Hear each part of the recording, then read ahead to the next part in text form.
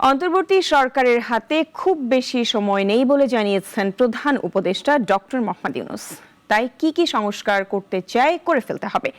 তবে দেশ একটি যুদ্ধাবস্থায় আছে, আর কালো মেঘ নির্বাচন ঘিরে আরো ঘনীভূত হবে। সাইদ আরমানের রিপোর্ট। সংক্ষিপ্ত সংস্কারে ডিসেম্বরে জাতীয় সংসদ নির্বাচন, আর পরের বছর যাবে যদি বৃহৎ সংস্কার দরকার পড়ে। এমন তথ্যে রাজনৈতিক দলগুলোতে নির্বাচন কখন তা নিয়ে চলছে আলোচনা।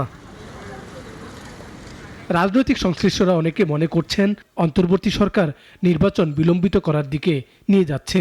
তবে প্রধান উপদেষ্টা সোমবার এক অনুষ্ঠানে বললেন, অন্তর্বর্তী সরকারের হাতে সময় নেই, কারণ তারা বলেছেন ডিসেম্বরে নির্বাচন। এই সরকার, অন্তর্বর্তীকালীন সরকার, এটা হাতে খুব বেশি সময় নেই। আমরা অলরেডি 7 মাস পার করে এসেছি। আমরা বলছি ডিসেম্বরে নির্বাচন হবে।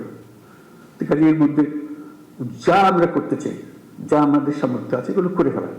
পুলিশের জ্যেষ্ঠ কর্মকর্তাদের নিয়ে বিশেষ এক বৈঠক করেন ডক্টর মোহাম্মদ ইউনূস, যেখানে যোগ দেন 100-র বেশি পুলিশ কর্মকর্তা। পুলিশকে নতুন বাংলাদেশের পুলিশে পরিণত হওয়ার তাগিদ দেন প্রধান উপদেষ্টা।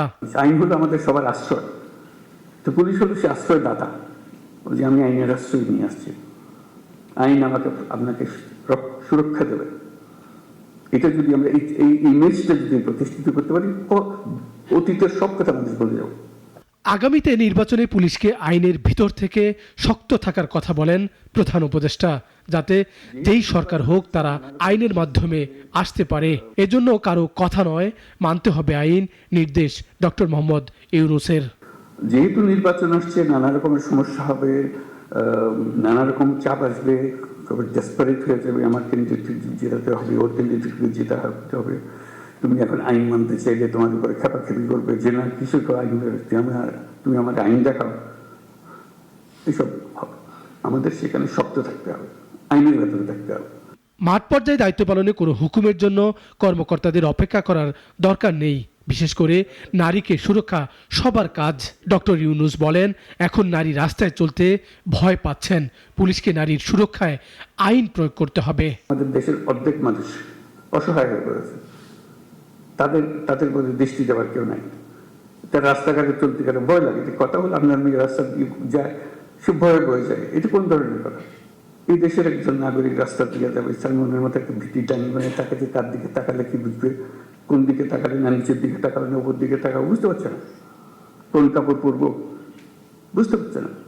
5 আগস্টের পর তৈরি হওয়া যুদ্ধ অবস্থা শেষ হয়নি বলে মন্তব্য করেন প্রধান উপদেষ্টা, আর এটি নির্বাচন সামনে রেখে আরো বাড়বে বলে জানান তিনি।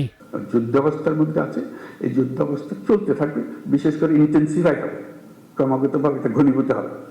এই মেঘ আস্তে আস্তে কালো মেঘ, কাল থেকে আরো প্রচন্ড বেগের মেঘ, ঘূর্ণিঝড় ইত্যাদি হতে থাকবে। সাইদ আরমান, নাগরিক, ঢাকা।